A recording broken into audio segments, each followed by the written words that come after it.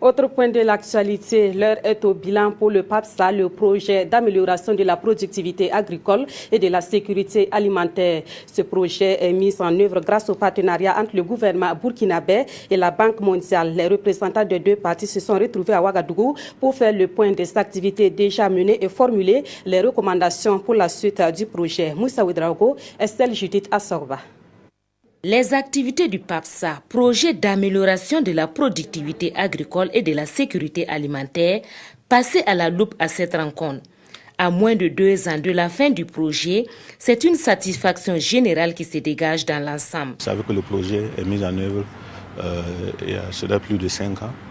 Et au jour d'aujourd'hui, nous commençons à voir les impacts de ce projet sur le terrain en termes de satisfaction des bénéficiaires dans tous les volets, que ce soit dans le domaine de l'environnement, de la production animale, de la production agricole, mais aussi notre appui au Centre régional d'agriculture.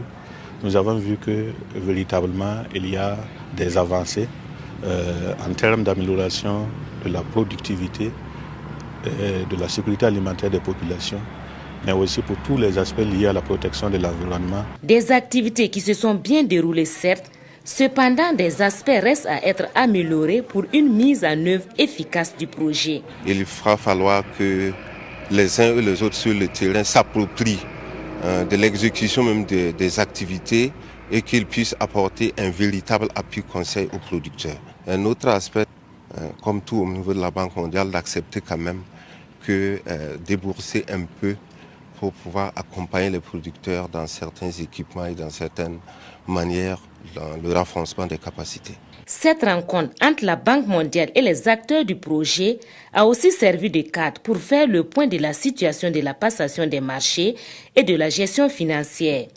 Pour un financement total de près de 38 milliards de francs CFA, le taux de décaissement s'élève à 57%, un taux jugé appréciable par les deux parties.